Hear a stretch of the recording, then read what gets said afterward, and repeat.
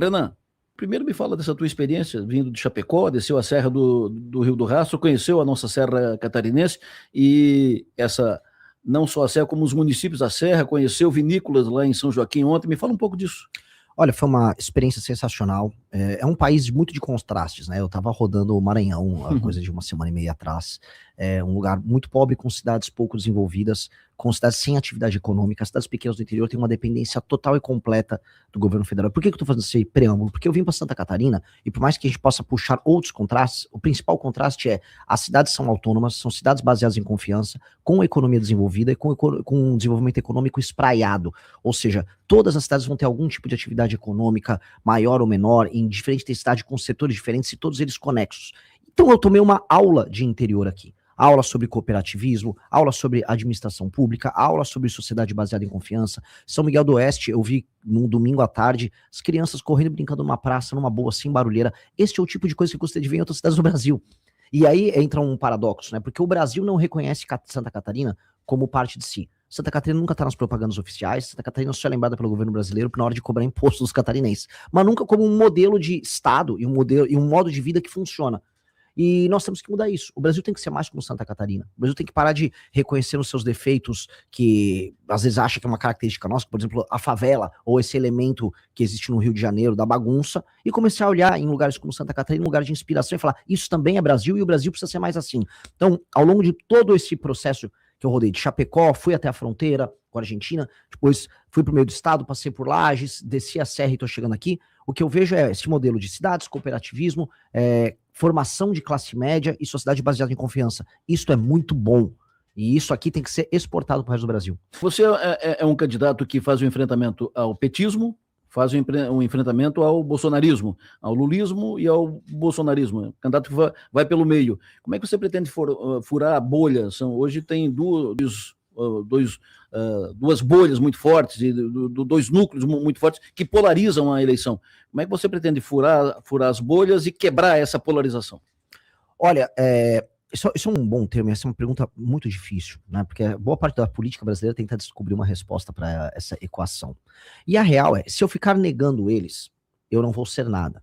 Porque estabelecer sua identidade, eu vou tentar ser claro para o ouvinte, através da negação do outro, você está sempre pautado pelo outro. O que eu quero dizer? O Flávio Bolsonaro é candidato dizendo que ele é melhor do que o Lula, ou que ele não é tão ruim quanto o Lula, ele é um mal menor. E o petismo faz a mesma coisa com relação aos Bolsonaro.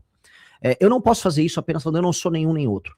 Eu tenho que me afirmar perante as qualidades das ideias e as qualidades da minha trajetória e das posições que eu adotei. Então, eu só vou conseguir derrubar esses outros dois sendo algo novo, propondo algo novo, sendo imaginativo, sendo criativo, sendo corajoso, e é isso que eu tô fazendo.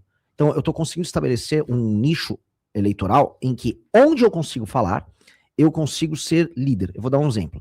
Entre os jovens de 16 a 24 anos, as pesquisas Atlas todas pegaram isso, eu já estou disputando a primeira posição. O nosso partido, o Partido Missão, que foi montado há 5 meses e meio, ele já é, entre esses mesmos jovens de 16 a 24 anos, o partido favorito dos brasileiros.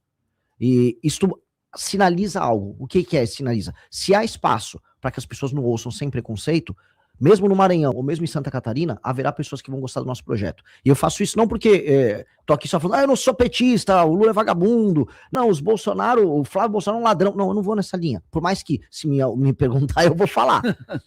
O que eu vou fazer eu tenho uma série de ideias, e essas ideias são sensacionais, e isso pode tornar o Brasil uma das 5 maiores nações do mundo. Eu tô aqui para isso. Pergunta do nosso comentarista de eleição, professor Arthur Fabro. Fica à vontade, Arthur, bom dia. Bom dia, Delor, bom dia aos ouvintes, bom dia ao pré-candidato a presidente da República, Renan Santos.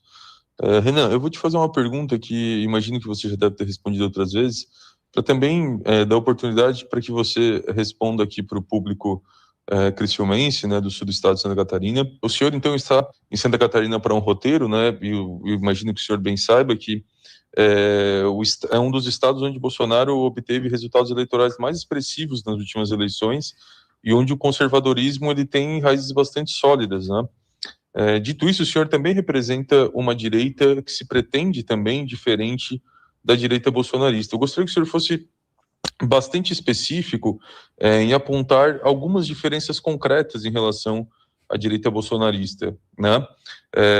Talvez, se for possível, mencionar algumas questões ideológicas ou de método, né, programáticas, entre aquele projeto que o senhor defende e o que a gente já sabe, né, que é o projeto bolsonarista.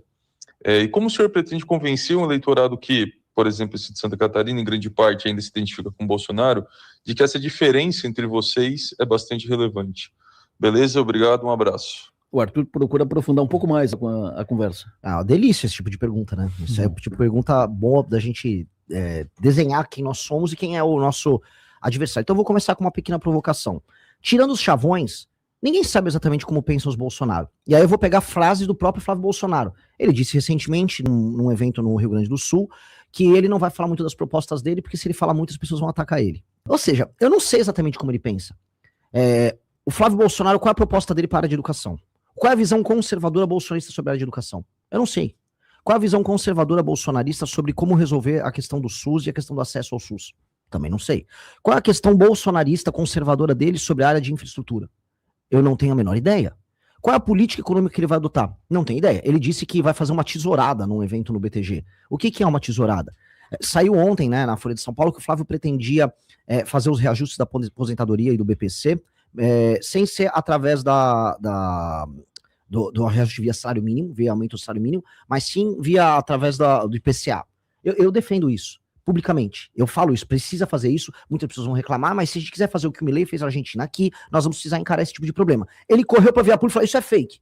Então ele não vai fazer. Então ele fala que ele anda com o Milei, mas ele é sabor Milei. Meu problema com eles tirando os chavões do tipo, aqui é família, aqui é Deus. Eu não sei o que eles pensam. Eu não tenho a menor ideia, ninguém tem a menor ideia. O Carlos Bolsonaro quer ser senador aqui por Santa Catarina. O que o Carlos pensa sobre os problemas de Santa Catarina, sobre o Pacto Federativo? Qual é a visão conservadora do Carlos Bolsonaro sobre isso? Ninguém sabe porque são apenas chavões. Então eu já começo falando minha primeira grande diferença. Nós somos substantivo, não adjetivo. Falar que eu sou conservador, para eles é um adjetivo. Pra gente, ser de direita é um substantivo e às vezes direitar é um verbo, é uma ação política baseada em ideias. Então, eu montei um livro, eu tenho projetos para todas essas áreas que eu falei. Eu sei como ser um candidato à direita usando tecnologia no SUS e aproveitando o elemento centralizado do SUS para, com machine learning e inteligência artificial, a gente melhorar o atendimento para as pessoas. Eu sei como resolver o Pacto Federativo para fazer com que o PUC trabalhe e produza, como por exemplo o povo de Santa Catarina, não seja permanentemente roubado e esse dinheiro não vá para um prefeito vagabundo lá em Alagoas ou no Maranhão gastar com qualquer coisa e não melhorar a vida das pessoas lá. E aquelas pessoas terminam migrando para cá e gerando problemas, inclusive, políticos, nacionais. Eu sei como tratar disso, eu vou tratar disso, eu não vou ter vergonha de fazer esse tipo de tema. Esse tipo de coisa, que é uma diferença de mérito, de postura, de formas de encarar os problemas, já nos diferencia como água e óleo deles. Eu vou falar dos grandes temas nacionais, eles não vão. O problema é o seguinte, o bolsonarismo é como se fosse o peronismo lá na Argentina, ou o próprio lulismo no Brasil. É o la garantia soy yo. Não, confia no meu sobrenome aqui que a coisa vai. E aí eu não consigo, e esse é o problema que a gente responder a sua pergunta, eu não consigo saber o que eles pensam. Tirando os chavões, eles gostam da família, eles não gostam de bandido, tá, vamos virar a primeira página? O que tem? Qual é a abordagem deles que será diferente da minha na parte de segurança pública? Eu tenho um projeto, eu tenho livros publicados, que é o Livro Amarelo, que é o programa do meu partido, explicando ponto a ponto como eu vou enfrentar o crime organizado. Eles não têm. Eles são em guerra cultural, né? Eles dizem que são descendentes diretos do pensamento do Olavo de Carvalho, ok.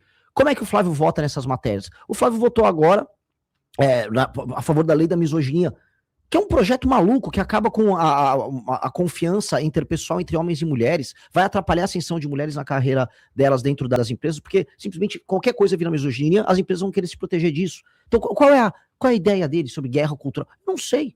O problema é que a gente nunca sabe. É só, confia em mim que meu sobrenome é Bolsonaro. E sabe quem fez isso na última eleição, para eu responder a pergunta? O Lula. Ele não apresentou um plano de governo, ele não apresentou quem seria o ministro da Fazenda dele, só falou, confia em mim que eu vou te dar uma picanha. E aí, deu no que deu. O senhor falou que sabe como resolver o problema fazer o enfrentamento ao crime organizado. Como? De maneira muito clara. Nós temos no Brasil um país que ficou muito traumatizado pelo período do regime militar. Houve um trauma. Então, qualquer legislação que fosse muito rígida com o cometimento de crime já era tratado como um retorno aos porões do DOPS, porões da ditadura. E fora isso, houve também uma ascensão de um pensamento à esquerda que sempre achava que a violência estava por conta das desigualdades sociais. E a violência, portanto, tinha que ser encarada como uma forma quase de redenção poética da pessoa mais pobre, não sei o quê. Isso é tudo balela, tá? Estudos sérios, por exemplo, da FGV de 2007, demonstram que há uma correlação muito mais forte entre o menino que comete o crime dos seus 15 a seus 29 anos não ter a figura paterna perto dele, portanto, vir de uma família destruída, do que, por exemplo, o índice Gini, que a desigualdade social é menos importante no cometimento do crime, na formação da mente desse criminoso, do que a ausência da figura paterna. Outra pesquisa que foi feita, muito importante, demonstra que presidiários, foi o Gaquia que trouxe essa pesquisa, Pérez Chiquito, presidiários, eles têm medo, e essa pesquisa foi feita com presidiários, de penas muito altas como prisão perpétua ou até pena de morte, e isso faria eles serem dissuadidos de cometer crimes. Então, o que a gente já sabe é que toda a literatura internacional nos mostra penas mais altas, certeza de punição, e aí você abordar esse jovem dos 15 aos 29 anos, porque a maior parte dos crimes violentos são cometidos nessa época, inclusive com tratamento psicológico nas escolas, acompanhamento, e é por isso que as escolas militares são um sucesso, porque você tem a figura masculina próxima, você começa a diminuir o cometimento de crime. Só que aí tem um outro elemento. A gente ficou errando em políticas públicas de segurança no Brasil há décadas. E aí isso criou monstros. PCC é um monstro, Comando Vermelho é um monstro, e outras facções menores são monstros. No Rio ainda tem as milícias que são monstros. Aí a gente vai ter que dar um tratamento específico para eles. É como se o Brasil fosse um doente, né? A gente tá com câncer, e aí agora a gente vai ter que fazer uma cirurgia específica em alguns pontos.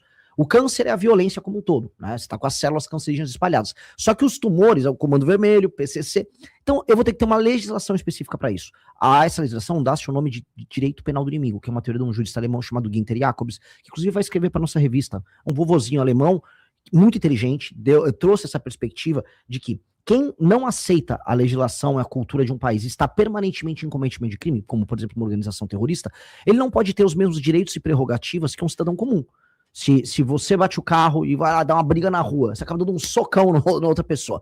Tudo bem, você vai ter que ser punido eventualmente, mas você tem os seus direitos, você tem sua presunção de inocência. Uma pessoa que coloca uma tatuagem em Comando Vermelho, ele não tem presunção de inocência. A gente tem que considerar que ele está permanentemente em cometimento de crime. Essa pessoa tem que ser considerada como alguém que terá que ser abordada para a polícia e já ser presa. Então logo ela seja identificada. Essa pessoa não vai poder pagar fiança, essa pessoa não pode ter progressão de pena, as penas têm que ser mais duras com relação a ela. Ela não pode ter audiência de custódia que simplesmente possa liberar ela. Ou seja, ele é um ser anômalo. Ao fazer isso, e no primeiro dia de mandato nosso, decretar estado de defesa circunscrito apenas às regiões tomadas pelo tráfico, a gente pode destruir o crime organizado no Brasil. E aí, ou os bandidos se entregam de maneira pacífica, ou a gente prende ou mata eles de maneira clara. E aí esses caras vão pra cadeia, e aí a gente começa um novo capítulo no Brasil, que é recuperar as dezenas de milhões de pessoas que vivem nas favelas do Brasil. Que é ali onde o crime é cometido, é ali onde esses meninos que entram pro crime são gestados, e é ali que a gente tem que atacar, no sentido positivo, desfavelizar, criar bairro, fazer investimentos poderosos de infraestrutura pra gente alterar essa dinâmica e recuperar pro Brasil esses milhões de cidadãos. Gostou deste vídeo? Então se inscreva no canal, me ajude a chegar em 1000 inscritos e deixe o seu like, não custa nada pra você. E você sabe o que custou pra mim